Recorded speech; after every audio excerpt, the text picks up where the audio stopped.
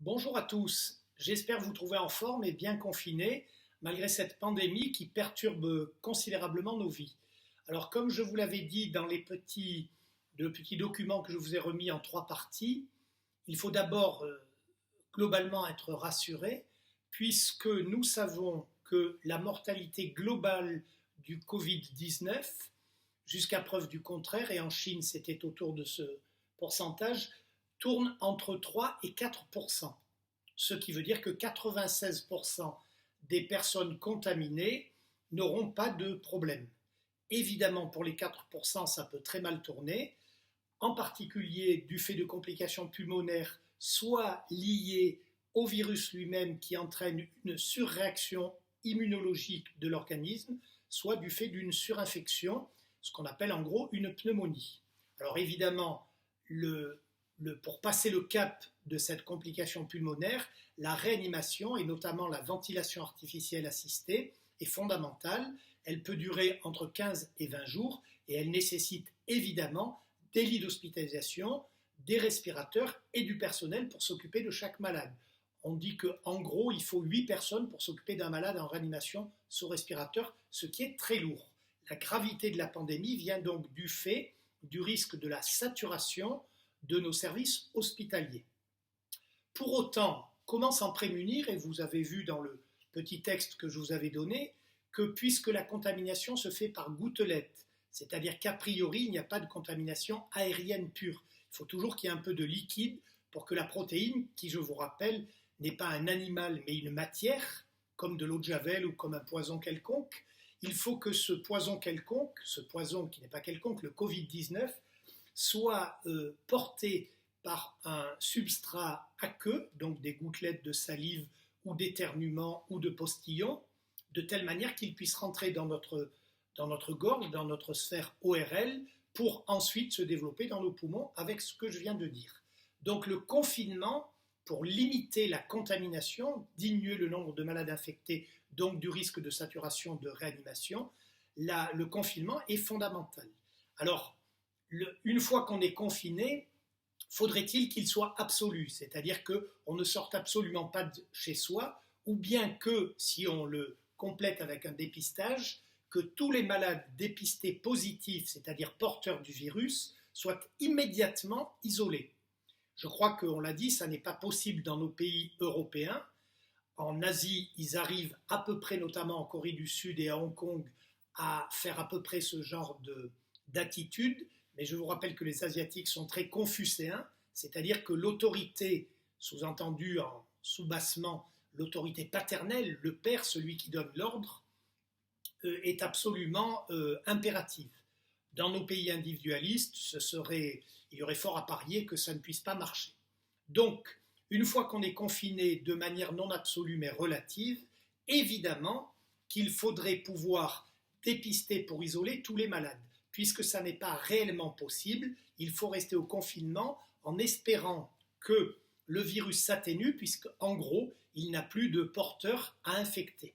L'autre hypothèse, ce serait d'accepter que le virus circule librement dans une population donnée, ce qu'ils ont essayé de faire en Suède, mais ça commence à leur compliquer un petit peu la vie, et on accepterait à ce moment-là le taux de mortalité, je vous l'ai dit, autour de 3%, ce qui, rapidement calculé en France, tournerait autour d'1 million de morts. Ce serait évidemment inacceptable dans nos démocraties en l'état actuel des choses. Nous préférons, je crois, et c'est mon avis, être confinés au prix évidemment d'une perte de ma liberté pour le bien public et notamment pour éviter qu'il y ait autant de morts.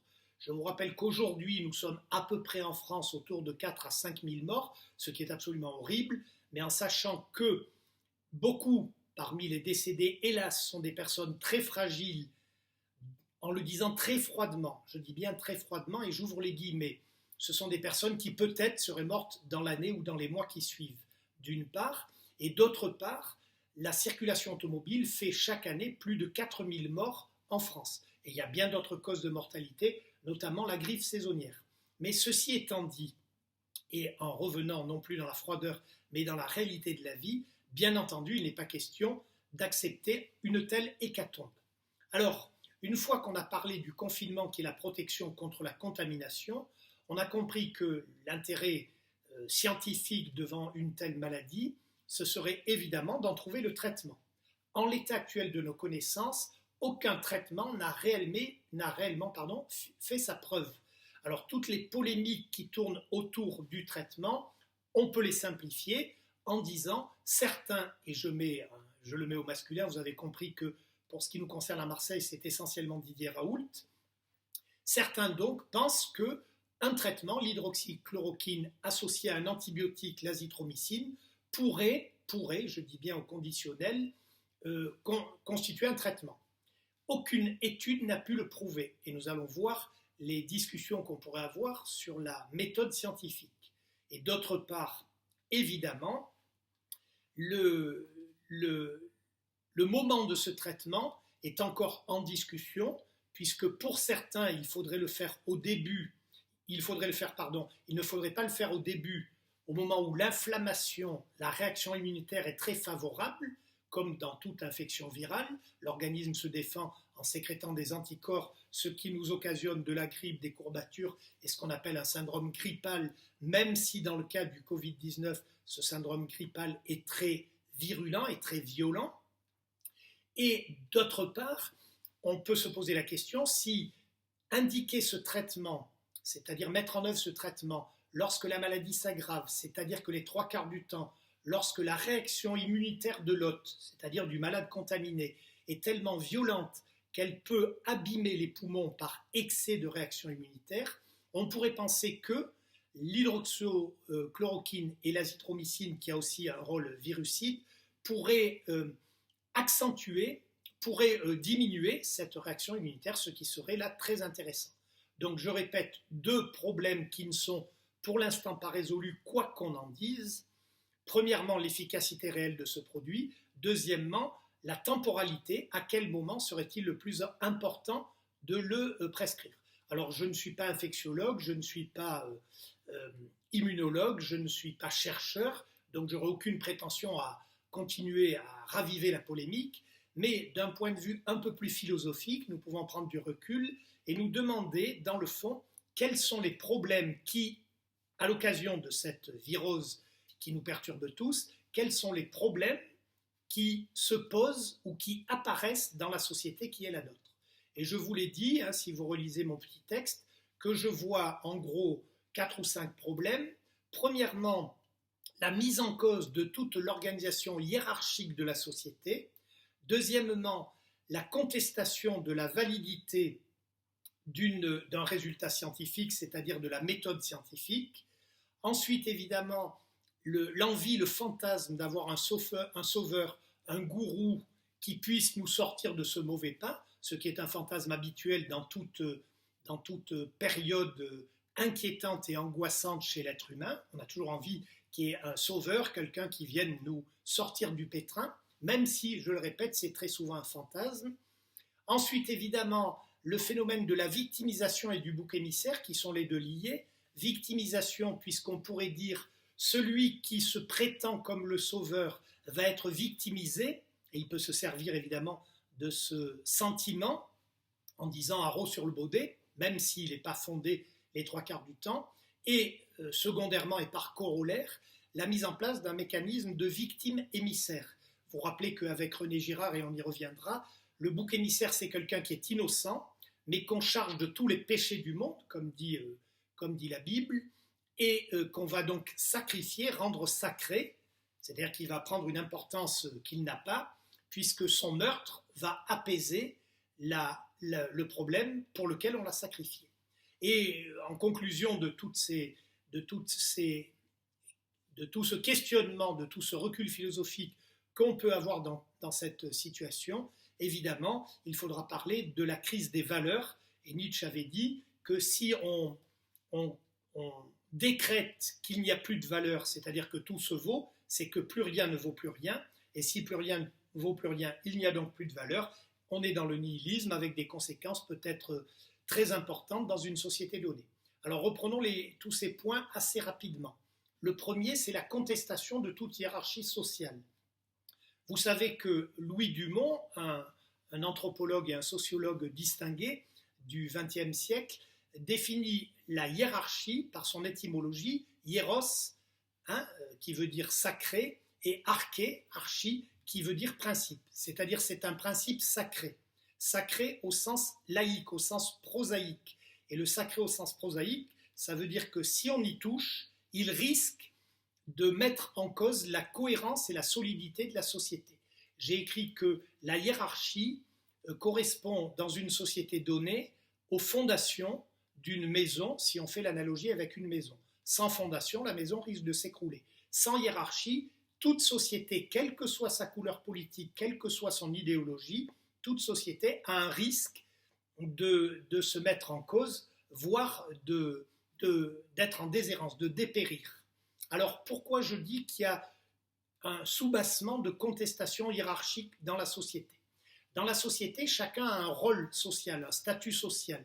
J'étais médecin, c'était mon statut. Mais mon statut je n'étais pas réduit à mon seul statut. C'est-à-dire que tout médecin que j'étais, tout chirurgien que j'ai pu être, j'avais aussi une valeur propre qui est la mienne, mon caractère, mes goûts, etc., etc. On voit bien que mon rôle ne définit pas forcément ma valeur, autant que les chirurgiens ont une grande valeur humaine. Mais tous les chirurgiens n'ont pas une grande valeur humaine, tous les infirmiers non plus, tous les taximans non plus et tous les plombiers non plus. Mais pour autant, quand j'ai un problème qui nécessite l'intervention d'une personne dont le rôle, la compétence a été validée par l'organisation hiérarchique de la société, évidemment, je vais faire appel à lui. Vous n'allez pas appeler un menuisier pour réparer votre lavabo. Je prends toujours l'exemple de l'avion. Dans un avion, les rôles sont bien définis. Il y a un pilote, il y a un steward ou une hôtesse, et il y a un passager. Le passager serait-il prix Nobel?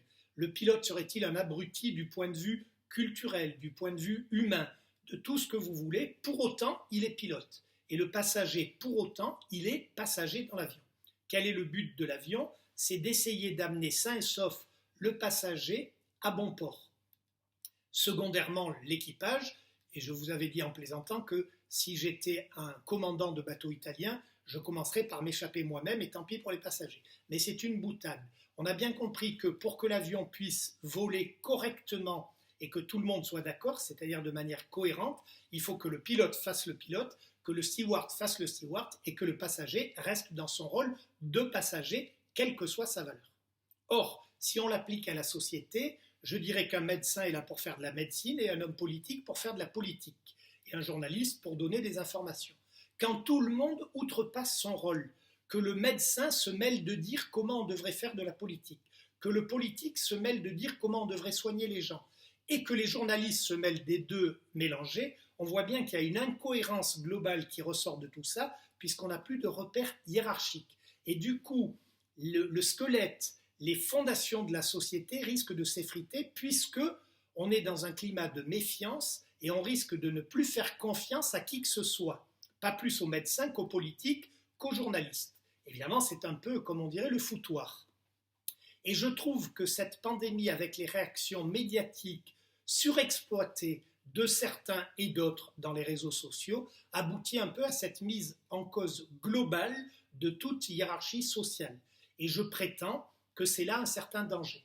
Alors quand j'avais dit au tout début dans mon premier texte que le gouvernement, qui est la représentation populaire de la France, a décidé le confinement, l'absence de dépistage, etc., etc., quelles qu'en soient les raisons dont on pourra discuter a posteriori, eh bien, il est cohérent, il est normal dans une société donnée d'obéir au gouvernement, même si on peut le critiquer. Il ne s'agit pas d'enlever toute liberté d'expression, mais il ne s'agit pas d'outrepasser son rôle en se prétendant expert en tout et en n'importe quoi. Ce qui veut dire qu'on discutera de l'opportunité des mesures qui ont été prises et de leur intelligence ou de leur bêtise, mais en l'état actuel, on est dans une société donnée convenu d'y obéir. On peut être contre le confinement, mais lorsqu'un policier vous dit vous devez rentrer à la maison, vous n'avez pas à vous promener là, c'est illégal, il n'est pas question de commencer à trouver des tas d'arguments pour se mettre à la place du policier, à la place du gouvernement ou à la place de je ne sais qui.